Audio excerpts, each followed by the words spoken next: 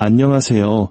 경제와 돈의 흐름을 꿰뚫어보는 여러분의 금융 멘토, 코리안 핀플루언서입니다. 혹시 여러분의 재산을 지키고 나아가 진정한 경제적 자유를 얻기 위한 숨겨진 지혜를 얻고 싶으신가요? 그렇다면 지금 바로 구독과 좋아요 버튼을 누르세요. 이건 단순한 클릭이 아닙니다. 여러분의 부를 향한 여정에 대한 진지한 첫걸음이자 약속이 될 겁니다. 자, 오늘 이야기 정말 충격적입니다. 2024년 10월 1일부터 11월 15일까지 단 47일 만에 3,760만 온스의 은이 코맥스 금고에서 그냥 증발해버렸습니다. 이게 얼마나 엄청난 양이냐면 등록되는 재고의 무려 47%가 47일 만에 사라진 겁니다. 1980년 이래 최대 규모의 인출 사태죠. 그런데 여러분, 1980년에 무슨 일이 있었는지 아시나요?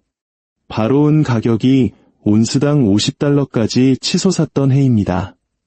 당시 코맥스는 헌트 형제라는 두 거물을 막기 위해 거래 도중에 규칙을 바꿔버렸고 선물 시장 전체가 붕괴 직전까지 갔었죠. 하지만 대부분의 사람들이 모르는 사실이 있습니다. 헌트 형제는 단순히 돈을 벌기 위해 은 시장을 독점하려 한 게 아니었습니다. 그들은 무려 100년 동안 이어져 온 거대한 가격 조작의 실체를 폭로하려 했고 바로 그 이유 때문에 시스템에 의해 철저히 파괴당했습니다. 그리고 이 현상은 지금 바로 우리 눈앞에서 재현되고 있습니다. 2025년 2월 14일 대한민국의 4대 주요 은행이 은 판매를 중단했습니다.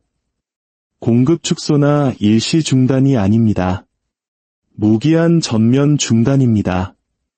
중국은 은행을 통한 개인의 실물 기금속 구매를 막았고 러시아는 런던 금속 시장에서 퇴출당했습니다. 지금 시장에서는 기본적인 물리 법칙을 위배하는 현상까지 벌어지고 있습니다. 바로 베거데이션입니다. 현물은 가격이 선물 가격보다 더 비싸게 거래되고 있다는 뜻이죠. 쉽게 말해 사람들이 6개월 뒤에 은을 받겠다는 종이 약속보다 당장 오늘 은을 손에 넣기 위해 더 많은 돈을 지불하고 있다는 겁니다. 정상적인 시장에선 절대 일어날 수 없는 일입니다. 이건 실물 공급이 바닥났고 종이 약속은 휴지 조각이 되어가고 있다는 명백한 신호입니다. 오늘 이야기는 단순히 은 가격이 오를 거라는 예측이 아닙니다. 이것은 150년간 지속된 가격 억압 시스템이 실시간으로 붕괴하는 과정을 목격하는 것입니다. 그리고 이 시스템이 완전히 무너질 때 실물은은 그냥 비싸지는 수준이 아닐 겁니다. 아예 어떤 가격을 주더라도 구할 수 없게 될 겁니다. 지금부터 중앙은행, 대형 투자은행, 그리고 거래소가 어떻게 한 세기가 넘도록은 가격을 조작해왔는지, 왜 그들이 가격을 억눌러야만 했는지, 이 조작으로 누가 이득을 받는지, 1980년 헌트 형제가 발견했던 시스템의 치부는 무엇이었는지, 그리고 지금의 공급 위기가 과거와는 왜 차원이 다른지 낱낱이 파헤쳐드리겠습니다. 이것을 이해하는 것은 은으로 돈을 버는 차원의 문제가 아닙니다. 이것은 전체 금융 시스템이 어떻게 인플레이션을 숨기고 달러를 보호하며 실물 자산보다 종이를 신뢰하는 모든 사람들에게서 불을 빼앗아 가도록 설계되었는지를 꿰뚫어 보는 것입니다. 이 거대한 조작이 어떻게 작동하고 누가 배후에 있으며 왜 지금 이 순간 막을 내리고 있는지 정확하게 보여드리겠습니다. 이 조작을 이야기하기 전에 왜 은이 지구상의 거의 모든 원자재보다 중요한지부터 알아야 합니다. 금은 그냥 돈입니다. 그게 다예요. 금은 금고에 잠자고 이론적으로 통화의 가치를 뒷받침하는 가치 저장 수단이죠. 하지만 금은 실생활에서 무언가를 하지는 않습니다. 하지만 은은 다릅니다. 은은 돈인 동시에 현대기술의 가장 핵심적인 산업용 금속입니다. 여러분이 쓰는 스마트폰에 은이 들어갑니다. 태양광 패널은 은 없이는 만들 수 없습니다. 전기차 전장 부품에는 내연기관차보다 3배나 많은 은이 사용됩니다. 유료 장비, 항균 제품, 5G 인프라, 미사일, 그리고 가장 중요한 반도체까지 현대 문명을 정의하는 모든 기술이 은에 의존하고 있습니다. 그리고 금과 달리 은은 소모됩니다. 전자제품이나 태양광 패널에 사용된 은은 사실상 사라집니다. 경제적으로 회수하는 것이 거의 불가능하죠. 쓰레기 매립지, 전자 폐기물 속에 미세하게 흩어져 다시는 재활용되지 못합니다. 하지만 금은 다릅니다. 역사상 채굴된 거의 모든 금은 지금도 어딘가에 존재하며 재활용됩니다. 은은 사라지는 자산인 겁니다. 우리는 지금 4년 연속으로 은 공급 부족 사태를 겪고 있습니다. 2024년에만 1억 4,890만 온스가 부족했습니다. 즉, 채굴하는 양보다 1억 5천만 온스 가까이 더 많이 사용하고 있다는 뜻입니다. 그럼 이 부족한 은은 어디서 나오는 걸까요? 바로 수십 년간 쌓아온 기존의 비축분, 금고, 정부 보유분에서 나오고 있습니다. 그리고 이 비축분은 지금 고갈되고 있습니다.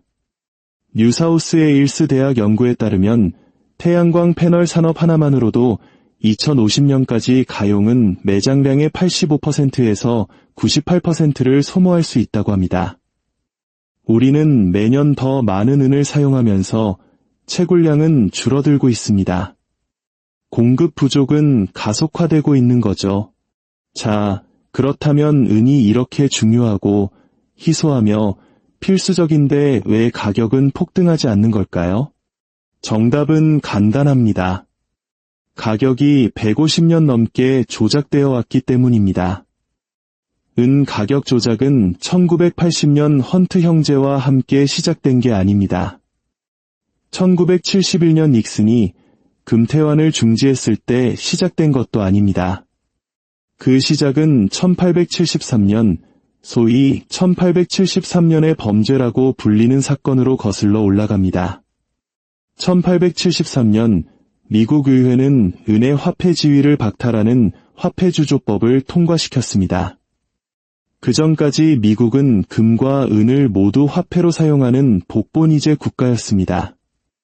누구나 은으로 동전을 만들어 금과 교환할 수 있었고 둘 다 법정 화폐였죠. 하지만 이 법안으로 모든 게 끝났습니다. 은은 통화 시스템에서 제거되었고 오직 금만이 화폐의 가치를 보증하게 되었습니다. 왜 그랬을까요? 당시 네바다 주 광산에서 엄청난 양의 은이 쏟아져 나오고 있었기 때문입니다. 만약 은이 계속 화폐로 남았다면 통화 공급량이 팽창하고 물가가 오르면서 가장 중요하게는 빚을 갚기가 쉬워졌을 겁니다. 생각해보세요. 디플레이션과 긴축 통화로 누가 이득을 볼까요? 바로 채권자, 은행, 돈을 빌려주는 부유층입니다. 그들은 돈이 희소하고 가치 있기를 바랍니다. 그래야 빚 갚기가 어려워지고이자 수입이 계속 유지되니까요. 바로 원조 금수저들이죠. 반대로 누가 손해를 볼까요? 채무자, 농부, 노동자, 땅이나 장비, 사업 자금을 빌리는 중산층입니다. 우리 같은 사람들이죠. 그들은 은이 화폐로 인정받길 원했습니다. 통화 공급을 늘려 빚 갚는 부담을 덜 수 있었기 때문입니다. 1873년의 범죄는 기술적인 통화 정책으로 위장한 채무자에게서 채권자로 부를 이전하는 거대한 사기극이었습니다. 그리고 그 작전은 성공했죠.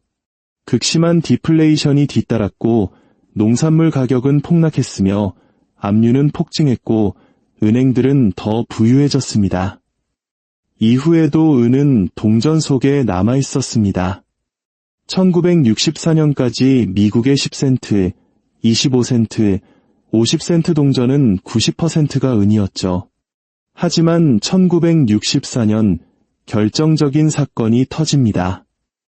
은의 시장 가격이 동전의 액면가를 넘어선 겁니다. 예를 들어 25센트 동전에 포함된 은의 가치가 25센트보다 비싸지자 사람들이 동전을 녹여 은으로 파는 게 더 이득이 된 거죠. 정부는 패닉에 빠졌습니다. 동전이 화폐보다 금속으로서 더 가치 있다면 화폐 시스템 전체가 붕괴할 테니까요. 그래서 1965년 의회는 모든 유통주화에서 은을 제거하는 법안을 통과시켰습니다. 이것이야말로 진짜 신호였습니다. 시장이 정부보다 어떤 상품의 가치를 더 높게 평가할 때 그건 시장이 진실을 말하고 정부가 거짓말을 하고 있다는 뜻입니다. 하지만 정부는 은 가격이 오르도록 내버려두는 대신 전략 비축분을 팔아치워 가격을 억눌렀습니다. 1965년부터 1970년까지 미국 정부는 가격을 낮게 유지하기 위해 수십억 온스의 은을 시장에 쏟아부었습니다. 왜 그랬을까요? 은 가격 상승은 인플레이션의 신호탄이기 때문입니다. 달러 가치가 떨어지고 있다는 증거이자 명목 화폐에 대한 신뢰를 훼손하는 일이었죠. 특히 베트남 전쟁과 위대한 사회 정책 자금을 대기 위해 달러를 마구 찍어내던 시기에는 더욱 그랬습니다. 1971년 닉슨이 금태환을 중지했을 때 은은 모두가 무시한 경고 신호였습니다. 그리고 바로 그때부터 본격적인 종이를 이용한 조작이 시작됩니다. 은이 화폐 시스템에서 완전히 제거되자 월스트리트는 종이은 시장을 만들었습니다. 코맥스의 선물 계약은 트레이더들이 실물 금속을 만져보지도 않고 은을 사고팔게 해주었고 SLV 같은 ETF는 실물 인수 없이 은 가격에 투자할 수 있게 해주었습니다. 증서, 할당 계좌, 비할당 계좌, 파생상품 등 모두 실물 은에 대한 종이 청구권에 불과했습니다. 이 사기극의 작동 방식은 이렇습니다. JP모건 같은 투자은행이 금고에 1000만 온스의 실물 은을 보유하고 있다고 칩시다. 하지만 그들은 이 은을 한 번만 팔지 않습니다. 종이 계약을 통해 100번을 팝니다. 10억 온스에 해당하는 선물 계약을 발행하고 똑같은 1000만 온스를 담보로 ETF 주식을 팔고 다른 은행들과 파생상품 계약을 맺습니다.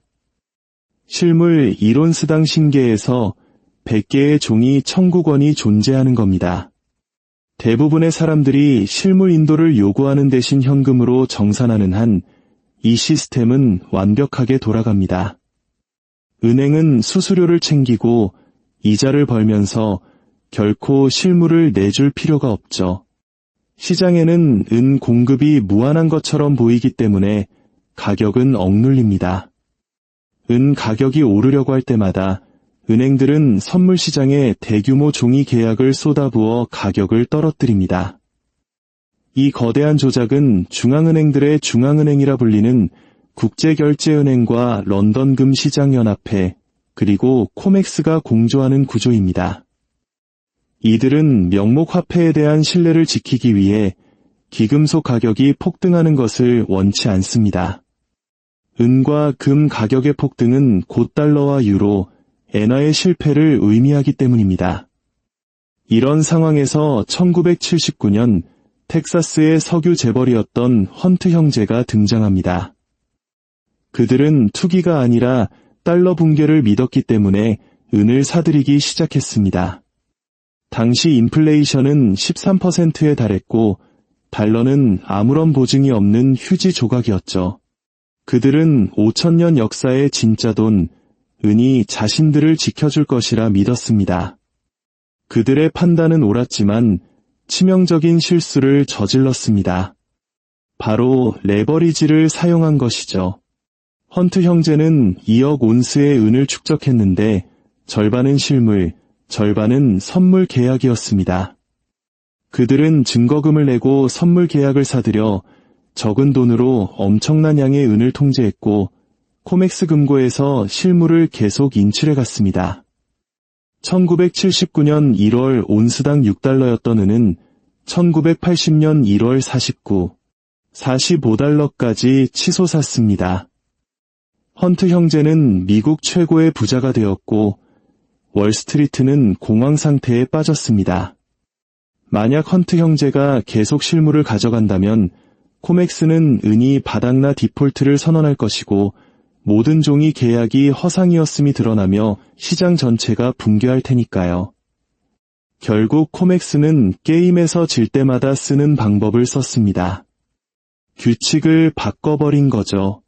1980년 1월 코맥스는 실버룰7을 도입했습니다. 새로운 규칙은 간단했습니다. 매수 금지, 매도는 가능했지만 신규 매수는 불가능했습니다. 이것은 헌트 형제를 고립시키기 위한 조치였죠. 하지만 은 가격은 계속 올랐습니다. 그러자 코맥스는 증거금 요건을 하룻밤 사이에 수백 %나 올려버렸습니다. 헌트 형제는 즉시 수억 달러의 추가 증거금을 마련해야 했습니다. 그들은 자산을 팔고 돈을 빌렸지만 역부족이었습니다. 1980년 3월 27일 실버 서스데이, 은 가격은 하루 만에 21달러에서 18달러로 폭락했습니다. 헌트 형제는 17억 달러를 잃고 파산했습니다. 그들의 실수는 시스템을 믿었다는 겁니다. 하지만 여기서 모두가 있는 사실이 있습니다. 선물이 아닌 실물 은을 사서 자기 손에 쥐고 있던 사람들은 아무것도 잃지 않았습니다. 혼란이 끝났을 때 은 가격은 여전히 10달러 선이었습니다. 6달러의 실물을 사서 버텼던 사람들은 엄청난 수익을 올렸죠. 1980년의 교훈은 이것입니다. 시스템은 자신을 보호하기 위해 언제든 규칙을 바꾼다. 종이 계약은 거래소의 의지에 달려있지만 당신 손안의 실물 금속은 그 어떤 규칙으로도 빼앗을 수 없다. 헌트 형제가 파괴된 후 은 조작은 더욱 제도화되었습니다. 2020년 JP모건은 기금속 시장에서 가격을 조작한 혐의로 미국 법무부와 9억 2천만 달러의 벌금을 내기로 합의했습니다. 이건 음모론이 아니라 입증되고 기소된 명백한 범죄였습니다. 하지만 벌금은 그들의 1년치 수익보다 적었습니다. JP모건은 벌금을 내고 조작을 계속했습니다. 그러나 이 모든 억압은 단 한 가지, 실물 공급에 의존합니다. 그리고 지금 그 실물 공급이 사라지고 있습니다. 다시 현재로 돌아와 봅시다. 2024년 10월부터 47일 만에 코맥스 금고에서 3,740만 온스가 사라졌습니다. 이것은 정상적인 물량 이동이 아닙니다. 이것은 뱅크런입니다. 인출 속도는 점점 빨라지고 있습니다. 코맥스 금고에는 수억 온스의 선물 계약이 걸려 있지만 실제 인도 가능한 은은 4,300만 온스에 불과합니다. 계약자의 20%만 실물 인도를 요구해도 코맥스는 줄 은이 없습니다. 이제는 헌트 형제 2명이 아니라 중국, 인도, 러시아 같은 국가와 전 세계의 산업체, 그리고 수많은 투자자들이 실물을 요구하고 있습니다. 2025년 2월 신한은행, KB국민은행, 하나은행, 우리은행이 동시에 실물은 판매를 무기한 중단했습니다. 여러분, 이건 먼 나라 이야기가 아닙니다. 바로 여기 대한민국에서 벌어진 일입니다. 글로벌 공급망을 가진 이 거대 은행들이 은을 구할 수 없다면 실제 공급 상황이 어떻다는 뜻일까요? 그리고 결정적인 신호, 백워데이션이 나타났습니다. 사람들이 6개월 뒤의 종이 약속보다 오늘의 실물에 프리미엄을 지불하고 있다는 것은 6개월 뒤에는 은이 존재하지 않을 것이라고 믿는다는 뜻입니다. 종이 가격은 거짓말을 하고 있으며 실물 시장은 절박하다는 의미입니다. 앞으로 어떻게 될까요? 코맥스는 증거금을 올리거나 현금 강제 청산을 시도할 겁니다. 하지만 산업체나 국가처럼 반드시 실물이 필요한 수요는 막을 수 없습니다. 결국 마지막 단계에 이르면 거래 중단이 빈번해지고 선물 계약은 디폴트 상태에 빠질 겁니다. 종이 은을 가진 투자자들은 실물 시장 가격보다 훨씬 낮은 가격에 현금으로 보상받고 소송에 휘말리겠죠. 실물 딜러들이 부르는 프리미엄은 폭발할 겁니다. 현물 가격이 $60라고 떠도 실제로는 $100, $120를 줘야 살 수 있게 될 겁니다. 결국에는 어떤 가격을 제시해도 실물 은을 구할 수 없는 날이 올 겁니다. 조폐국과 딜러들은 품절 사태를 막고 1년 치대기 명단이 생길 겁니다. 종이 시장은 붕괴하고 ETF는 환매를 중단하며 모든 증서는 휴지 조각이 될 겁니다. 오직 당신 손안의 실물 은만이 진짜 은으로 남게 되는 거죠. 이 패턴은 역사상 늘 똑같았습니다. 종이 청구권이 실물 공급을 초과하고 실물 수요가 폭발하면 시스템은 규칙을 바꾸거나 디폴트를 선언합니다. 종이는 가치를 잃고 실물은 폭등합니다. 이건 투기나 예측이 아니라 수학입니다. 전 세계은 생산량은 연간 8억 3천만 온스, 수요는 산업용과 투자용을 합쳐 9억 2천만 온스, 매년 9천만 온스의 부족분이 기존 비축분에서 빠져나가고 있습니다. 그리고 그 비축분은 이제 바닥을 드러내고 있습니다. 광산을 하룻밤 사이에 늘릴 수는 없습니다. 물리 법칙은 종이 계약 따위에 신경 쓰지 않습니다. 통화 정책으로 은을 채굴할 수도 프린터로 찍어낼 수도 없습니다. 역사상 모든 명목 화폐는 실패했습니다. 단 하나도 예외 없이요. 평균 수명은 27년. 미국 달러는 1971년부터 완전한 명목 화폐가 되었으니 벌써 54년째입니다. 우리는 이미 빌린 시간 위에서 살고 있는 겁니다. 화폐가 실패할 때 사람들은 금, 은, 부동산 같은 실물 자산으로 도피합니다. 은은 화폐 금속인 동시에 4차 산업혁명과 친환경 경제에 없어서는 안 될 필수재라는 독특한 위치에 있습니다. 헌트 형제는 1980년에 이 진실을 폭로하려다 파괴당했습니다. 하지만 그들은 시스템이 조작되었음을, 실물 인도를 요구하면 금고가 비어있음을 증명했습니다. 45년이 지난 지금 똑같은 일이 벌어지고 있습니다. 이번 상대는 두 명의 억만장자가 아닙니다. 중국, 인도, 러시아, 그리고 전 세계 수백만 명의 투자자들입니다. 코맥스의 금고 고갈, 한국은행들의 판매 중단, 중국의 구매 제한, 백워데이션. 이 모든 것은 시스템이 붕괴하고 있다는 명백한 증상들입니다. 행동할 수 있는 시간이 얼마 남지 않았습니다. 누군가 사라고 해서가 아니라 시장 자체가 실물 공급이 끝났다고 비명을 지르고 있기 때문입니다. 종이 시장이 붕괴하는 마지막 단계가 오면 실물은 어떤 가격으로도 구할 수 없게 될 겁니다. 파는 사람이 없어서가 아니라 살 수 있는 물건 자체가 존재하지 않기 때문입니다. 이 거대한 금융 드라마의 결말이 어떻게 될지는 아무도 확신할 수 없습니다. 하지만 한 가지는 분명합니다. 150년간의 억압이 풀리는 순간 그 반동은 우리가 상상하는 것 이상일 수 있습니다.